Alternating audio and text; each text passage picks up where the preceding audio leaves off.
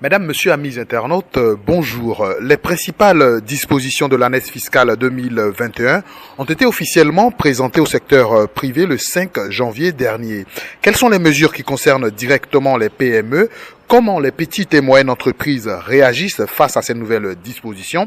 Pour en parler, nous recevons Dr Diomandé Elias Faraka, porte-parole de la plateforme unique des PME et par ailleurs président du GAFA PME. Bonjour Président. Bonjour. Alors avant d'aborder la question de l'année fiscale, l'année 2020 a été particulièrement difficile pour les PME. Nous abordons une nouvelle année. Quelles sont les attentes des petites et moyennes entreprises ivoiriennes?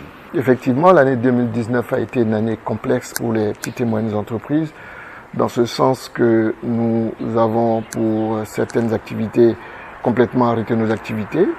Quand vous regardez le secteur du tourisme, de l'hôtellerie, ça a été très difficile pour nous.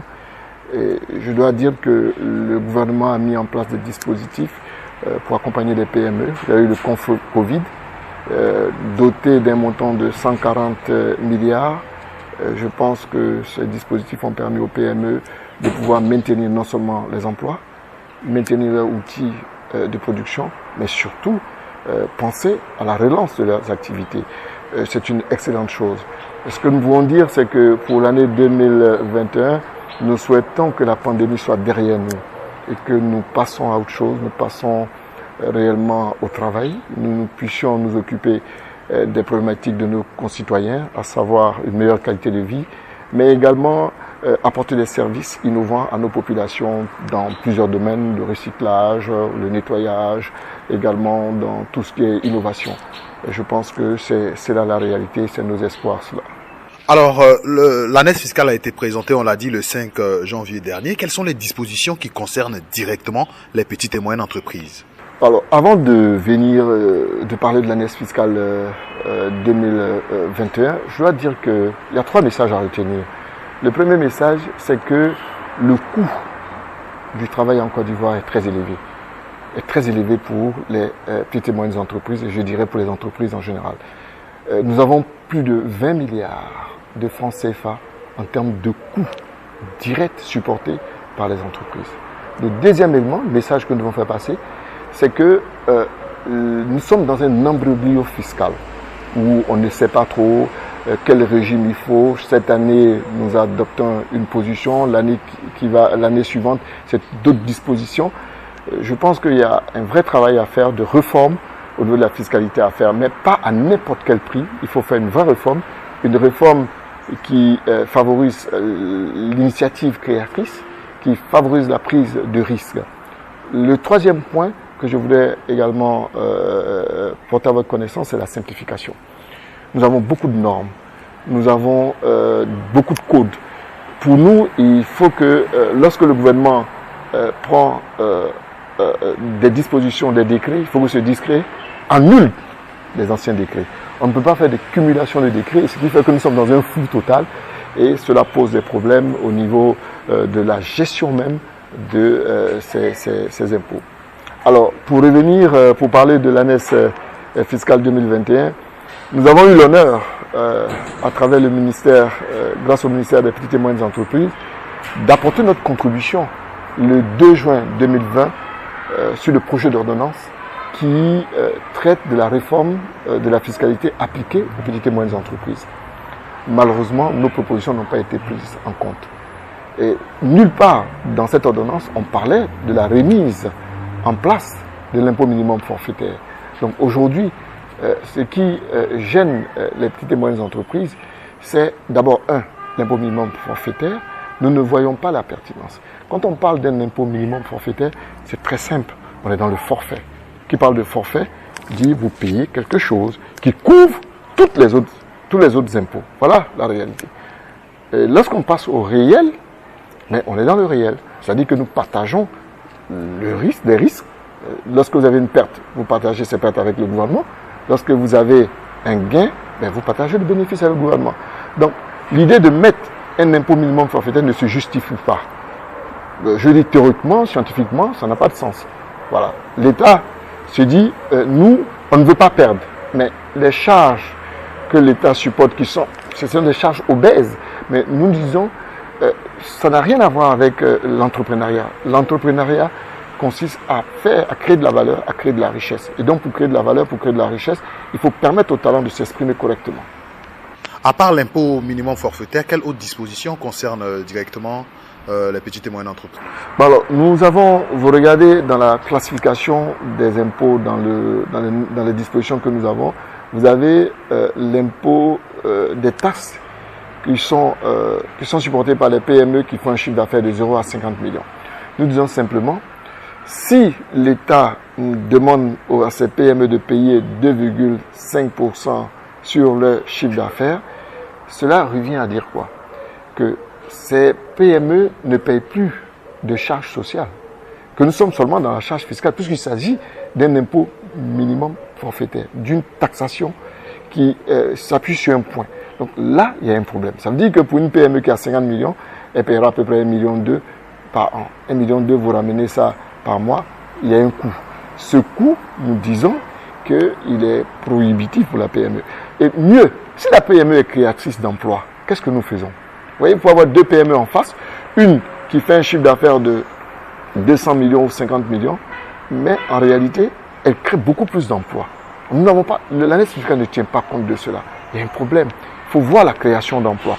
Il faut aussi regarder les entreprises, les PME qui sont dans l'innovation, qui sont en phase de démarrage. Vous voyez? Donc tous ces éléments, comment on intègre?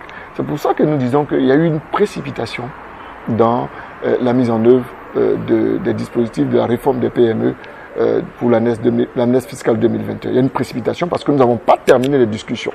Alors justement, quelles sont les propositions que vous avez faites au gouvernement qui n'ont pas été prises en compte? Dans la note que nous avons adressée au ministre de la Production des petites et moyennes entreprises, nous avons demandé de ne pas appliquer, de ne pas remettre l'impôt minimum forfaitaire.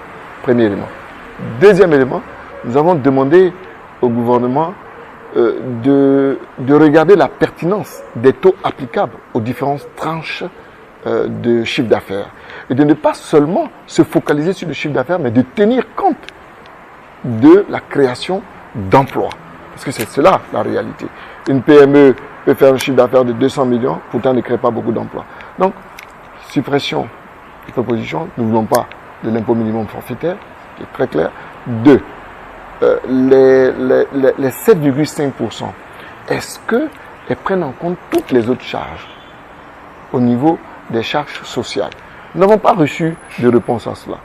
Et nous disons aussi que ce n'est pas le moment pour appliquer cette année fiscale, parce que si vous dites que l'année fiscale rentre en application le 8, cela voudrait dire que nous devons payer les impôts sur les chiffres d'affaires que nous avons réalisés en 2020.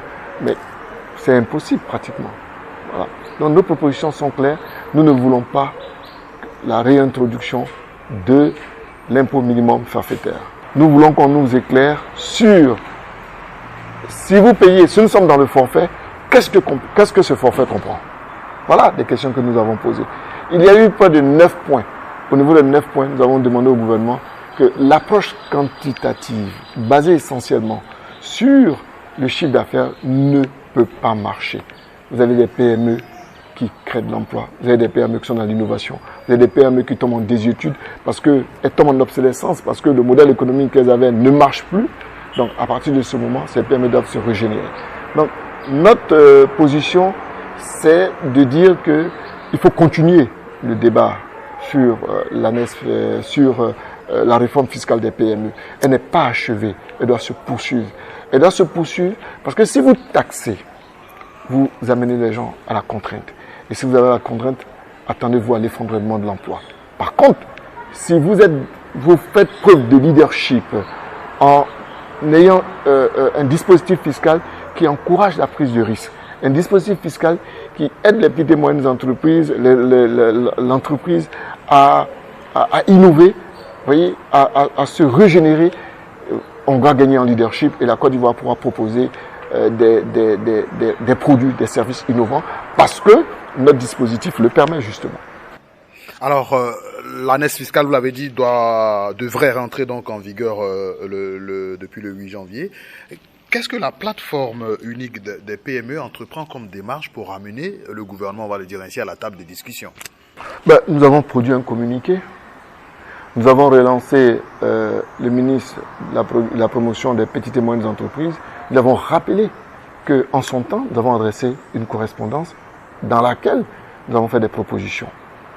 Nous avons également saisi le ministre de l'économie et des finances, voilà, pour lui dire notre désapprobation de la réintroduction de l'impôt minimum forfaitaire.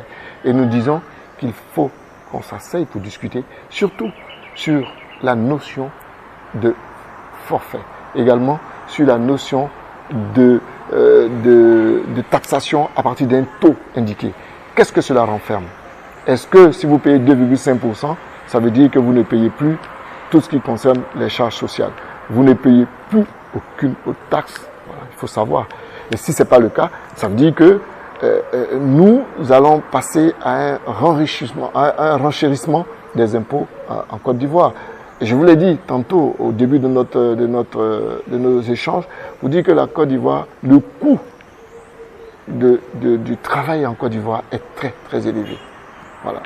Et qu'il y a un imbroglio fiscal. Nous n'avons pas terminé les échanges. Donc nous avons saisi les autorités, nous attendons qu'ils réagissent, qu'ils nous appellent et que nous puissions dire, nous asseoir et puis arrêter des dispositifs pour nous permettre de voir l'avenir avec beaucoup plus de sérénité. En attendant que les autorités donc réagissent, monsieur le porte-parole, vous avez l'occasion aujourd'hui de vous adresser à toutes les PME ivoiriennes et également aux autorités pour terminer cet entretien. Alors, nous disons d'abord aux petites et moyennes entreprises de garder leur sérénité, que nous ne sommes pas d'accord avec les dispositions de l'année fiscale 2021. Nous ne voulons pas de l'année fiscale de l'impôt minimum forfaitaire. C'est clair et net, et que nous allons discuter avec le gouvernement pour que cela ne s'applique pas. Parce que l'année dernière, ça ne s'est pas expliqué, mais rien ne s'est passé. On nous a promis des études, dire que on va faire des études pour voir réellement, mais nous n'avons pas eu les résultats de cette étude.